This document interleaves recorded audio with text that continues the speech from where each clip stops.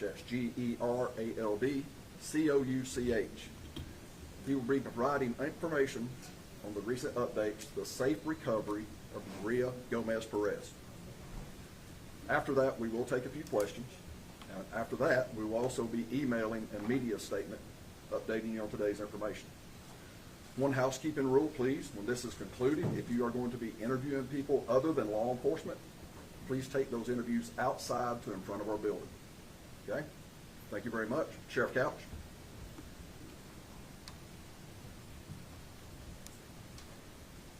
Well, good morning. Thank you all for being here. Normally when I step up to the podium, sometimes as sheriff I have bad news to report, but that's not the case today. Actually, I've come to you with some very great news. Maria Gomez-Perez has been safe in Dover, Ohio, and she should be on her way home here to Gainesville with our investigators within the hour. Most of you in this room have been following Maria's case since she was first reported missing in late May, so I won't go through a detailed timeline of every nuance of our investigation. But I will say this, the last 8 weeks have been grueling for those on our investigative team. I want to thank them for their dedication and for putting their hearts and souls into bringing Maria back to our community. Since we are still in the process of interviewing Maria about the specifics of the last 8 weeks, we will not be able to share all details about her disappearance, but we will tell you what we can when we get that information. Maria was found yesterday in the company of a 31-year-old man, Antonio Augustin.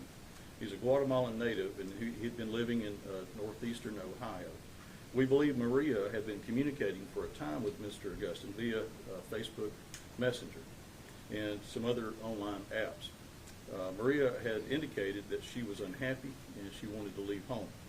We also know that she had been communicating with some other adult males online, telling them the same thing. That being said, let me be very clear on this. Maria is the victim in this case. And remember, she's 12 years old. So our investigation has determined that Mr. Augustin drove from his home in Ohio to Gainesville and picked up Maria on Wednesday, May the 29th. They traveled back to Ohio that same day and to our knowledge have been there ever since. The break in the case came last week when Maria contacted her father via Facebook Messenger. She had created a new Facebook page so she could reach out to him to tell him that she was okay and that she was not coming home. And she also asked him to stop looking for her. Mr. Gomez Alonzo told our investigators about the message, and members of our Special Investigations Unit obtained the IP address of the Facebook page and were able to find the phone number associated with that account. They were able to track the phone to a residence back in Dover, Ohio. And believing that this information was a credible lead to Maria's location, we sent 4 investigators from our Criminal Investigations Bureau to Dover this week. They were able to track the phone to the Dover City swimming pool, where they made visual contact with Maria and Mr. Augustin. When the two got into a vehicle and traveled to a nearby shopping center parking lot, our agents, along with members of the Tuscarawas County Sheriff's Office, followed them. They recovered Maria at the scene, and Mr. Augustin was arrested. Maria was taken to a local hospital for a wellness check, and as I said a moment ago, she will be coming back home here to Gainesville today. Mr. Augustin is in the custody of Tuscarawas County Sheriff's Office in Ohio. The Hall County Sheriff's Office will also bring charges against Mr. Augustin after we consult with our local district attorney's office. Again, the safe recovery of Maria is great news. Our investigators and our law enforcement partners, including the GBI and the FBI, are to be commended. Our community has been constant with their support, and I appreciate all that has been done in the last 2 months. Our investigation is ongoing, and our hope is to share additional information in the days to come. I don't have a specific timeline for those additional details, but we'll give them out as soon as we can.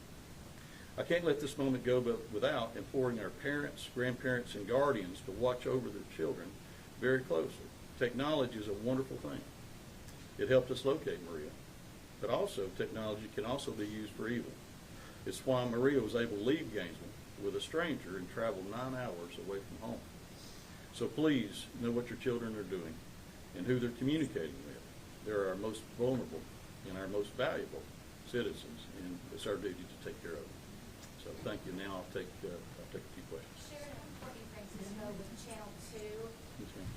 to know what's this guy's history, Antonio, and how concerning is it that she was able to get in touch with him, and do you think that he's been with other children? As far as his history, that's still to be determined. This is real fresh and ongoing. I look forward to having those same answers to those questions. And it's so easy these days for kids to get online and communicate with so many different people. And, you know, it's really scary to think that, you know, there are people out there that will prey on children. And you know, she sought to leave home, and this person came and got her. Does she go back home now when she's done with her wellness check? And what was her reaction? How was she doing? And I know she didn't want to come home, so talk about that. Well, it's one of those things where we will have to determine with the Department of Family and Children's Services and the court system what's in her best interest. So again, that's something that's still fresh, and we look to have an answer for you on that very soon. Sure. But everything will be in her best interest. Sheriff Adam Murphy, Atlanta News First. Yes, sir. What at this time is Mr. Gustin charged with? What are Well, his charges? well, of course, you know, he took a child, a 12-year-old child, across state lines, so he can face several felony charges. And again, we'll need to consult with the DA's office here to see what those additional charges will be here in Hall County in Georgia. Of course, the Ohio authorities would have some other charges too, with interference with custody and so forth. So he could face several felonies in both states. Very serious. How old is he, Augusto? How old is he? How old is he? What? The suspect. Yes, he is. Yes. How old is him? How old is he? He is 31 years old, and he lives in a residence in Dover, Ohio. Okay. But other than that, I don't know any more information about him. They were still looking into that earlier this morning. Sheriff Couch, Nick Watson, News and Times. Are there any other adults that are possibly facing charges or are under suspicion by law enforcement? Not to my knowledge, no. Not at this time. You know, as the case goes forward, you know, there could be. You know, I wouldn't rule that out, but at this moment, I don't know if he. Sheriff, kind of think of Fox 5. How lucky are you guys to be able to find her safely? Because in a lot of situations, when 2 months pass by, this circumstance could have been totally different. It could have been. You know, given the fact, you know, that she was 12 years old. I mean, she's a child. And to, you know, for her to be able to put herself out there, and there's folks that will prey on children, and that's what happened in this situation. So we're very fortunate that we were able to locate her. I'm going to tell you, our investigators did a tremendous job and stayed on this case night and day to locate her. Sheriff, do you know how that's something long? we're very Do fortunate you know about. how long the two have been communicating online? For quite some time, I think. She had been communicating with some other individuals online and as well. So that's what, you know, trying to go through all those different communications, and that's why we went through several states and trying to locate who she may be with. And this one panned out, and we were very successful. So we're very thankful. Ladies and gentlemen, about 2 more questions. Yeah, 2 more. Gerald Murphy with 11 Alive News. I'm Yes, ma'am. hearing from some people that were engaged in helping the search for Maria that they were advised by the GBI to not to drive their own personal cars and come to the press conference today or to do any searching for her, and that there was some kind of extortion involved with this case. Can you speak to that at all? Extortion. I'm not familiar with that at all. Or what do you That's want- news to me, so I Oh, haven't heard that. What about the telling of people who were helping with the search and engaged with that, not to drive their own personal cars because of their safety? We haven't put out any kind of warning like that about driving their personal cars. I'm unfamiliar with that. Sheriff Couch, I know there's been a lot of people in Gainesville that have obviously put a lot of effort into trying to get the word out about Maria's disappearance. I know that there's been banners and, you know, billboards and all of that stuff. And I know that there were also people who pitched in with the reward. What is your message just to the community of Gainesville after all the stuff that's been going on over the last couple of months? Simple. Thank you. You know, we live in a very caring community, a very loving community. We've seen that time and time again when we've had tragedy that has happened here. And the way the community responded here was tremendous, and we're very thankful for that. You know, with the posters and the billboards and all the efforts that was put out there, I think it raises awareness that of how we do need to protect our children and look out for them, especially with, you know, internet safety. I can't stress that enough. And also, you know, we are a community that believes in prayer, and I do. And so I think all the prayers and things that people did help us in this situation. So I'm very grateful.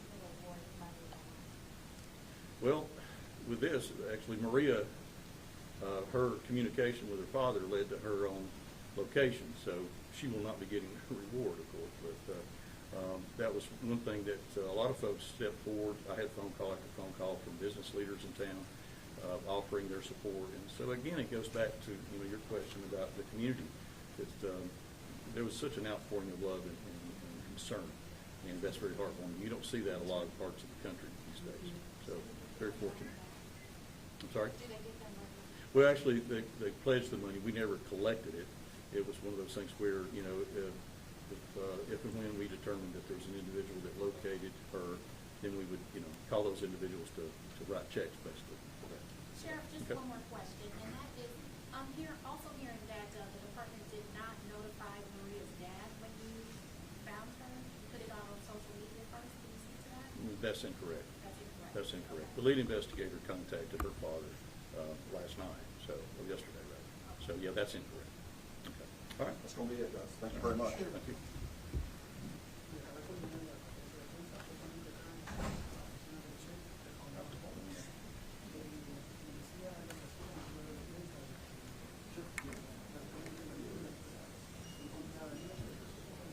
Dice que tal vez. We'll see what the questions are. La primera es, ¿podemos decir que María se fue de casa por propia voluntad?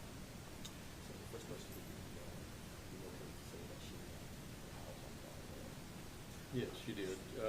She had been, conversing with this man in Ohio on the internet for a period of time, and so she made arrangements, in that communication with him to leave Gainesville. So yes, again, I'll stress the fact she's 12 and she can't really make those decisions. El alguacil dice que sí, que nosotros hemos podido determinar, debido a la comunicación seguida que ella ha tenido con ese individuo, de que sí, que ella salió a su voluntad. Pero es bueno resaltar que ya tiene 12 años, es algo muy importante en la profesión. La segunda pregunta, ¿algún familiar que vivía con ella es responsable de su desaparición? So my second question to you would be, there is a family member involved with her being missing? No, not to our knowledge. We've been talking with everybody that lived at the house, including the father, for some time. We've spoken with the mother, who is still in Guatemala, so there's no indication that any of the family knew her whereabouts or was involved in her leaving right now. So it appears that there was just a communication with this man in Ohio. En este momento, la investigación ha indicado de que no hay ningún familiar muerto, ¿no? Que tenga que ver una responsabilidad con ella desapareciéndose, que solamente es el individuo que está en todo el Ohio. Y lo siento mucho, pero tenemos dos preguntas más. Una ¿Okay? última Dos más, Sí. ¿ok? ¿Quién es la persona que la tenía? Si irá a la cárcel y cómo contactó con ella. So last issue was that who was the person that had custody of her? Yes, but yeah, he will have face charges both here in Georgia and also in Ohio. Currently, he's in the custody of the sheriff's office in Ohio. He's in jail.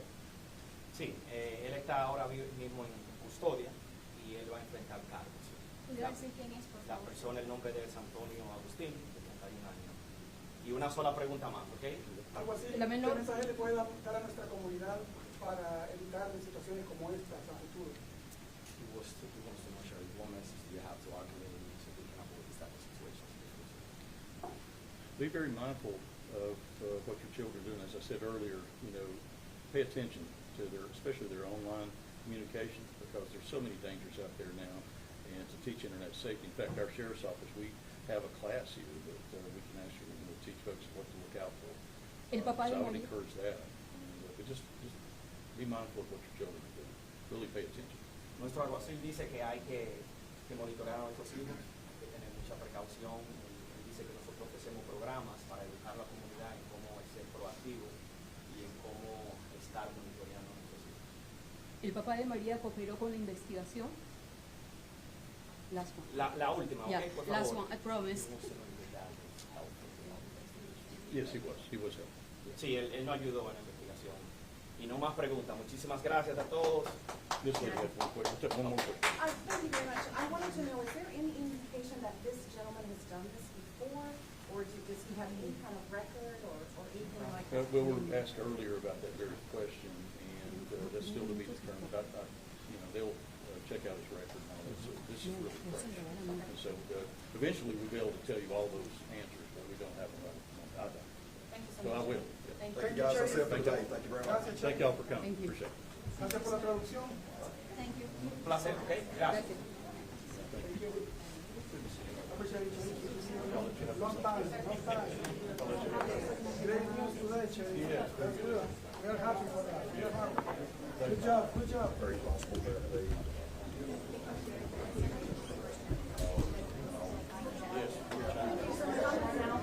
Acabamos de terminar la conferencia de prensa de investigación de comunicación aquí en esta sala de Clínica Condado de Hall, como ustedes saben, desde el día 1, tras reportarse la desaparición de la menor, el 29 de mayo de este año 2024, estuvimos investigando periodísticamente este caso.